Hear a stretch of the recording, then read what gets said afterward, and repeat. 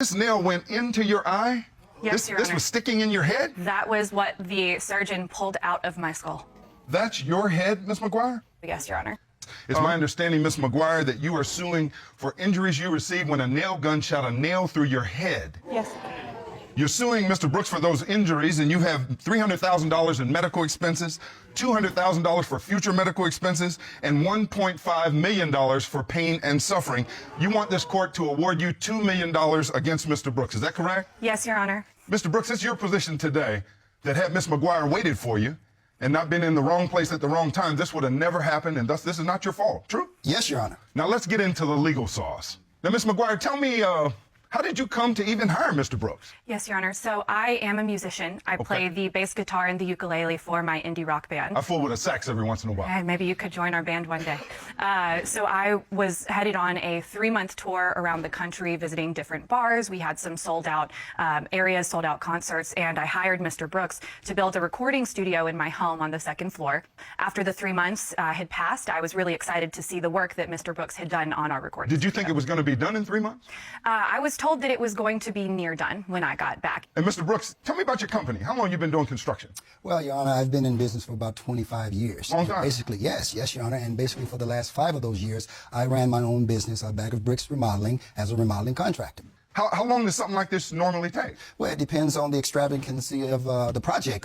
She wanted a state-of-the-art studio put in. So Okay, she was going to do it right. Yeah, she was going to do it up. She was going to do it up. And so how long was it supposed to take in your estimation? Well, in my estimation, we should have been done about 3.5 months, 4 months tops. So, Ms. McGuire, take me to the day that this happened. What happened? Yes, Your Honor. So I arrived home. I walked up the stairs in my house and walked through a plastic drape. I immediately stubbed my toe. Natural reaction, you know, you bend down to make sure that everything's okay. And where are you in your house? I am on the 2nd floor of my home. Okay, at the entrance of the studio? At the entrance of the studio, yes, Your Honor. So then what happened? So then I stood back up, I turned my head, and I immediately bumped into something. I didn't know what it was, but immediately it was just this excruciating pain in the right side of my head. It felt like a bomb had exploded inside my head. I thought I was having a stroke. I wasn't sure what was going on. Somehow, I was able to pull my phone out of my pocket and dial 911. And the next thing that I remember, I woke up in the hospital, and that's when the doctor told me that there was a 3-inch nail that had pierced my skull.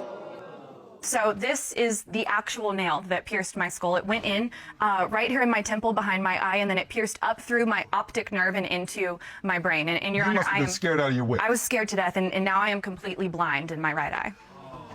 Sheriff Matt, could you get the nail? Let me see it. So this nail went into your eye?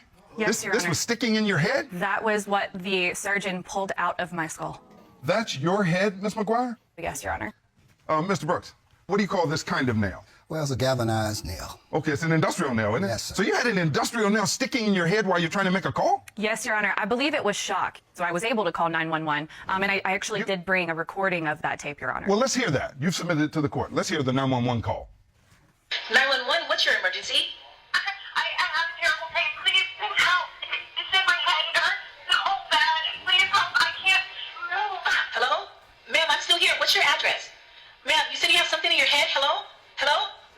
So when this cuts off, what happens? I blacked out. Apparently, there was everywhere. Ms. McGuire, is that your... Yes, Your Honor. So, Mr. Brooks, tell me how you knew something bad had gone on. Well, Your Honor, basically I pulled up and saw Miss McGuire going into her home, and I yelled out to her, and she continued to go into the entrance of her home. And so she looked like she was in a bit of a hurry. I imagine that maybe she had to use the bathroom or something like that. So Okay. I pulled in, gathered my notes, grabbed my folder, and I went in to meet her upstairs to the top of the entrance. And when I got up there and went through the plastic draping, What did you see? That's when I saw. That's when I saw Mrs. McGuire laying in a pool of blood. And, So she's lying on the floor. She's laying there. She's got a nail in her head.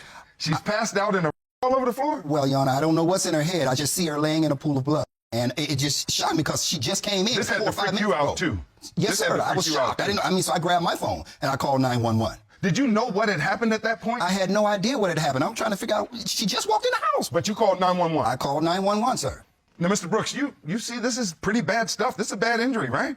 Oh, yes, sir. I empathize with her. And it was your nail gun, Yes, sir. It was my, your nail, yes, sir. Yes, sir. her injury. Absolutely. Your Honor. But you tell me today it's not your fault. Tell me why. Well, Your Honor, we had an agreement to meet at her garage. You did? At 1:30. Okay. at 1:30, and that way I can safely navigate her into the home. Okay. Now, she never mentioned a time. How are you so sure? I have text messages here, Your Honor. Okay. I have text messages that we Sheriff sent Matt, each if you other and get the had text this message. agreement. So you all had an agreement to meet at 1:30. Yeah, and she actually showed up early. I'm looking at what you've submitted to this court. This text message that says, and I guess you're in the blue, it says, hey, things are coming along. When are you coming home? Question mark. Yes, sir. And then in the gray, Miss McGuire, it says, my flight lands tomorrow at noon. I take it that's you. You remember this, right? Yes, Your Honor. Then in the blue, you, Mr. Brooks, you say, perfect. Meet me in front of the garage at 1:30. 1:30. And then Miss McGuire, you say, 1:30. great. See you there. You understood y'all were going to meet at 1:30. Yes, Your Honor, and Right? that is where the text message ended. So now, had she followed your instructions, take me through how this was going to happen. We're going to go over the notes. I'm sure that we made the changes that she wanted to make, and then we were going to go into the construction area, safely into, so I can navigate her through. I know the hazards, I know the dangers, I know the phase that we had at that time. If she would have only waited. I see that you have submitted this text message. You know, in courts, often it is one word against another word. Yes. It's always important to have documents. Yes, sir. You remember you were supposed to be there at 1:30, right? Yes, Your Honor. You came a little early. I arrived maybe 5 minutes early. And had you met him there at 1:30, he could have guided you through the house. I didn't know that I needed to be guided through the house. That's the point that It's I'm an trying to make. active He construction says, let me zone. get through what I'm talking about, Mr. Brooks. He told me to meet him there at 1:30. I get there. He's not at the garage. I expect maybe he has already gone This is inside. not 1:30. But I there go was no inside car there, right? for him. His car wasn't there. I don't know what kind of car he drove. So you don't take any responsibility for your injuries? I do not take any responsibility for my injuries. Okay. No, Your Honor. I know you've been through a lot. But you do understand that had you come at 1:30, at least he would have been able to guide you through. But I was not made aware of any of the dangers of a construction area. Now, you are asking this court to award you $300,000 for past medical bills, right? Yes, Your Honor. And you're also looking at $200,000 for future meds. What kind of future meds did you have in your idea of what's going to happen? I need therapy. I need for this to completely heal, which I'm still going to have to go to multiple doctor's checkups. Still got a long road ahead of you. I've got a very long road ahead of me. Yes, Now, Your Honor. you're also asking this court for $1.5 million for pain and suffering. Yes, Your Honor. There are a couple of different kinds of pain in every personal injury case. There's the pain you feel, your body, your head, your eye, and then what's on your mind and your heart. This is devastating. Like I was saying, this has been my dream since I was 7 years old. I'm having to cancel shows. I don't get the money for canceling the shows. This is my livelihood, and it is being completely taken away from me. I will never be able to see out of my right eye again. That's what your doctors are telling you. That is what my doctor said. Will you have to wear a patch? I mean, your eyeball is still there, right? My eyeball is still there. I will have to wear a patch for a good amount of time. It's not a pretty sight. I'm going to be honest. There's a nasty scar there. Now, it's an understatement to say nail in the head. When this nail went into your head, It went through my skull and into the fluid that is surrounding your brain. so it was sticking in the compartment where your brain is. Yes, it fractured my skull when it went into my head, Your Honor. So you do see, Mr. Brooks, she's been through a lot and still got a lot to go, regardless of whose fault it is. Absolutely. Do you feel badly for this? I feel terrible. I hate this incident even happened. This must have Never broken had you up, too. 25 years, I've never had anything to the extent happen. Never. And really, Your Honor, to really be honest, she really wasn't properly dressed to go onto an active construction site. Well, I know I wear a robe to come in court. Is there something And you're you're supposed to wear properly in dressed, Your Honor. construction site? You're properly dressed. What's She proper wasn't- dress? Well, when she came into the, and we have pictures. I did bring a few pictures. And stuff. Okay. Okay. Now, Tell basically, me what Your we're Honor, looking at here on the plasma. Your Honor, look here. But this is just coming up. This is just coming in. Look at all of the debris here. Look at all. There's things there's hazards that you can trip. She comes on the job site with flip-flops on. This is not a toe injury. It's a head injury. I understand it's the head injury. Okay. But if you're coming into a construction site, there's all kind of things around. There's wood. There's nails sticking up out of wood. You gotta be There's prepared. You have to be prepared. You need a hard hat on. Well, how would she get a hard hat? Because before you actually get up to the stairs here, Yes. there's a bin at the entrance of the door when you come in that has all kind of personal protective equipment in it. Okay. Hard hats, glasses, gloves, anything you need to come in. And again, we would have been able to put those things on. You can return to the podium, sir. Thank you. Thank you so much. I appreciate you.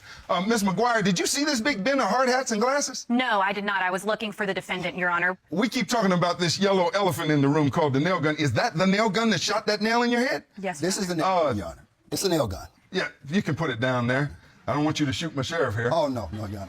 What's that do that helps you at a construction site? Well, basically, it's a rapid fire nail gun. That way you're not hammering. Hammering is old school. So basically, it's compressed with air, and you can press it down Okay. and shoot it off. It will not shoot off if it's not pressed down. Okay. I wanted to learn more about how this gun functions, how you handle it. So this court hired an independent general contractor who knows a little something about construction sites. His name is Jeff Lupton. Sheriff, could you get Mr. Lupton in here? Yes, sir. Mr. Lupton, come on in. Thank you, Your Honor. For the record, state your name, please. My name is Jeff Lupton. Mr. Lupton, what do you do as a general contractor? I do residential and commercial additions, renovations, build-outs. How long have you been in construction? I've been in business for 22 years. Mr. Lupton, how dangerous are nail guns? You see this nail gun on the podium there? Yes, How sir. dangerous are they? They're extremely dangerous. Why? Basically, the way a nail gun works is with a compressor, electric compressor, that compresses air to 120 psi through that hose connected to the nail gun itself, and through bursts of high-pressure air, basically shoots the nails out at a really, really high velocity. I understand you brought a couple of videos. Yes, sir, I did. Can you walk me through those? Absolutely. Kind of give you an example of kind of how a nail gun would be used actively on a site where you're putting two pieces of wood together in some framing. And again, you can see that the nail just goes through there easily, and that's two 3/4 inch pieces of pine. If it shoots a nail through wood that easily, it must go through a human head like peanut butter. I would imagine so. It's pretty intense. Now, Mr. Lupton, Mr. Brooks testified that if the plaintiff had been wearing a hard hat, that hard hat would have protected her from this nail gun. Well, while using safety equipment is always important on a construction site, a safety hat wouldn't necessarily have protected her directly from it. And we have an example here of a 3-inch nail going right through. It goes through the hard hat. Hard hat, yes, sir. Thank you, sir. Brooks, you saw that video, right? Yes, Your Honor. Seems like that hard hat wouldn't have stopped us from getting here today. True? Yes, Your Honor. I think you did a good thing as a business owner to provide those hard hats, but they're kind of Absolutely. for bricks and things falling, right? Absolutely. Folks, I think I've heard enough. I'm ready to render my decision. Every personal injury case, the plaintiff must prove that the defendant's wrong caused your injury. Here today, Ms. McGuire, you have shown that you could not have anticipated that a nail gun was loaded and ready to change your life waiting inside. This has affected your life as a musician, and hurt you emotionally. It's a permanent injury, and that's why you're seeking a huge award from this court. Mr. Brooks, you tried to do what was responsible. You told her what time to be there. You told her to wait for you at the garage so you could walk through and escort her past the danger. But this happened, and this is why we are here today. Ms. McGuire, I find that you have proven that Mr. Brooks was wrong, and that his wrong caused your injury. However, the evidence shows that he wasn't wrong by himself. You were wrong also. You were responsible for your injuries partly. Here, you are asking this court to award you $300,000 for past medical bills, $200,000 for future medical bills, and $1.5 million for pain and suffering, for a total award of $2 million that you seek. Because I find you 49% responsible for your injuries, I'm only going to award 51% of what you are requesting from this court. So I find in your favor and against Mr. Brooks in the amount of $1,020,000, and that is my final verdict. This matter is adjourned.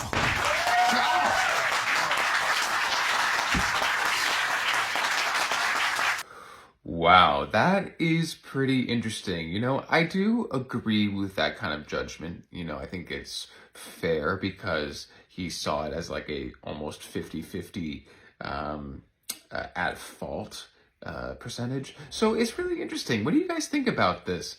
It's awful. I can't believe that would happen. Like, that is crazy. I actually happen to have a nail right here. This is much, much, much smaller than what she had, but I can't even imagine that going through there. That is insane. Wow. What do you guys think? Do you guys think that the contractor is at fault for this, like 100%? Or do you think that the plaintiff, the woman, is at fault for this 100%? Or do you think that the judgment was spot on? I would love to know your thoughts. Let me know. Love ya.